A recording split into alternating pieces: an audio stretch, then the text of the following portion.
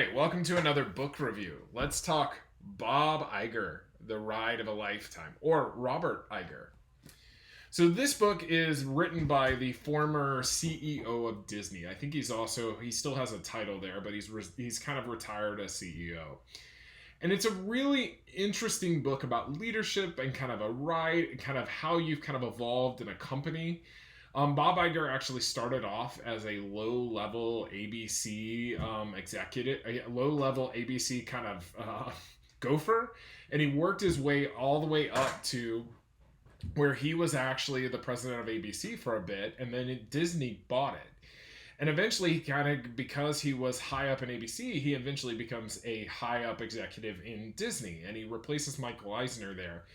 And really, as you evolve through the book, you kind of see both how he evolves and his thinking evolves. Some of the people who have taught him lessons on leadership and kind of how to lead groups of people, and some of the lessons good and bad. And eventually, you get into kind of how the Disney has expanded through acquisition. So Disney, if you aren't aware, really was not doing super well at the end of Michael Eisner's term, the previous CEO. Now Michael Eisner had brought it back from really the big brink, I believe in the mid '80s, and then kind of through the '90s, kind of that animation phase where you saw things like Little Mermaid and Aladdin come out.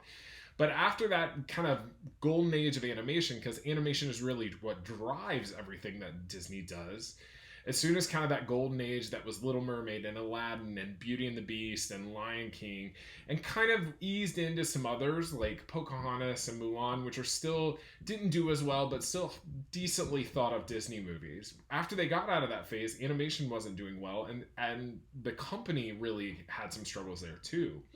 So Bob Iger, what he did is after Michael Eisner resigned as CEO and retired as CEO, Bob Iger actually started acquiring properties. So he acquired several properties right off the bat. The first was Pixar, whose relationship with Disney was kind of on edge at that point. And remember, Pixar at that time was led by Steve Jobs. And so you saw Bob Iger actually build a really big friendship with Steve Jobs, which was very interesting. And it's like, you think of Steve Jobs with Apple, and then you go and you read this book, and he had a huge influence on Disney too, which is kind of going, wow, that guy. And then you see him go and he buys Marvel when Marvel's not in a really major place and major player, not nearly like they are today, and even Star Wars as well. And you kind of see him trail through those lessons.